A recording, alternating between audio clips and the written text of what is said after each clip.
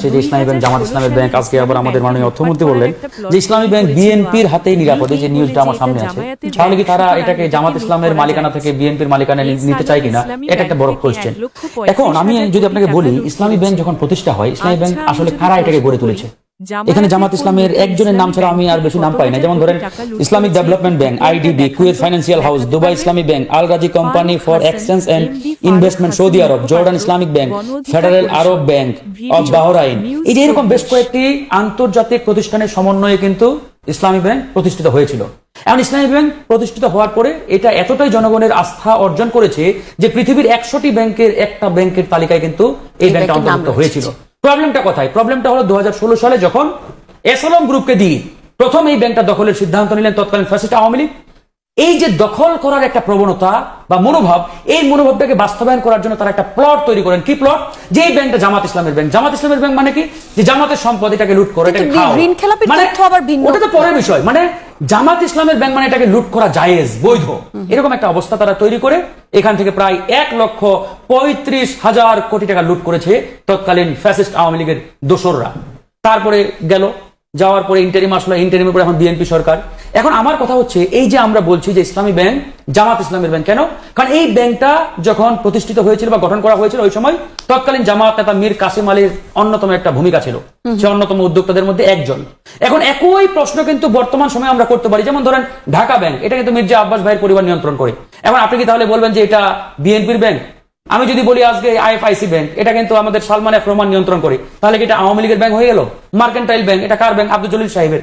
এখন এটা কি তাহলে আওয়ামী লীগের ব্যাংক হয়ে গেল? এই যে ব্যক্তির কারণে ওই ব্যাংকটাকে দলীয় ট্যাগ দেওয়া, এটা একটা অশুভ আপনার টেন্ডেন্সি। এটার মাধ্যমে এটাকে লুট করার একটা প্রবণতা তৈরি হয়। আমি আজকে মনি আপনাকে জিজ্ঞেস করতে চাই, আপনাকে প্রশ্ন করতে হবে, এই ইসলামী ব্যাংক থেকে জামাতের কোন নেতা কত হাজার কোটি টাকা উত্তোলন করেছে, নামে বেনামে বা তাদের প্রতিষ্ঠানগুলোকে দিয়ে কত টাকা লুট করেছে বা এখান থেকে লুটপাট করেছে? এই প্রশ্নটা করেন। যদি দেখাতে পারেন যে জামাতের এই যে অমুক নেতা ইসলামী ব্যাংক থেকে এত কোটি টাকা লুট করেছে, তাহলে আপনি এটা নিয়ে প্রশ্ন তোলেন, আওয়াজ তোলেন। কিন্তু একটা দলের হাতে বা একটা দলের নেতাকর্মীরা ওই ব্যাংকের ম্যানেজমেন্টের দায়িত্বে আছে বলে আপনি এটাকে ধরেন যে ভিন্নভাবে ব্যাখ্যা দেওয়ার চেষ্টা করবেন, এটা উচিত নয়। এবার আজকে যে যাকে চেয়ারম্যানের দায়িত্ব দেওয়া হয়েছে, খুরশিদ আলম, তিনি কে? তিনি পতিত ফ্যাসিস্ট সরকারের অন্যতম সহযোগী এবং সে এসালম গ্রুপের অন্যতম পরামর্শকদাতা ছিলেন। এবং এই পরামর্শকদাতা থাকার কারণে তার ওয়াইফকে তৎকালীন এসালম গ্রুপ 350 কোটি টাকা সম্ভবত গিফট করেছে, গিফট। এটা মিডিয়াতে আসছে। এবং এই ব্যক্তিটাকে বাংলাদেশ ব্যাংক থেকে 5 আগস্টের পরে স্যাক করা হয়েছে। কেন করা হয়েছে? বিকজ অফ ওই ফ্যাসিস্টের সাথে তার যোগ সাজসের কারণে। এরকম একটা ব্যক্তিকে আজকে আপনারা চেয়ারম্যানের দায়িত্ব দিয়েছেন। আমাদের বক্তব্য হচ্ছে, জামাতের কাউকে তো দরকার নেই ভাই। বাংলাদেশে ভালো মানুষের অভাব আছে নাকি? ভালো মানুষকে খুঁজে দায়িত্ব দেন, সেটা দিতে এই প্রশ্নটা কেউ করতো না। দ্বিতীয় কোয়েশ্চেন, এই যে আপনারা আজকে মিডিয়াতে আসছে, টিআইবি বলছে যে বিগত 100 দিনে 605 জন মানুষ খুনের শিকার হয়েছে। এটা নিয়ে কিন্তু আমরা বিএনপির ভাইদের পক্ষ থেকে একটা ভিন্ন বয়ান দেখতে পাচ্ছি। কিরকম বয়ান? যে তারা বলার চেষ্টা করছে যে অন্যান্য সরকারের আমলেও এই 100 দিনে খুনের পরিমাণটা বেশি ছিল। দেখেন, মানে আগেও খুন হয়েছে, তার মানে এখন খুন করাটাও জায়েজ। মানে এরকম একটা চিত্রায়ন করার চেষ্টা করা হচ্ছে।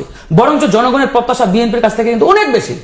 জনগণ কেন ইন্টারিমকে বারবার আঙুল দিয়ে দেখিয়ে দিচ্ছে? বিকজ অফ এই ইন্টারিম সরকার যতই অপরাধ করুক, ভুল করুক, তাদের ওই অপরাধের পাল্লাটা বিএনপির একটা ভুলের থেকে কিন্তু অনেক হালকা। কারণ ওই ইউনূস সাহেব 100টা ভুল করলে যা, বর্তমান বিএনপি সরকার একটা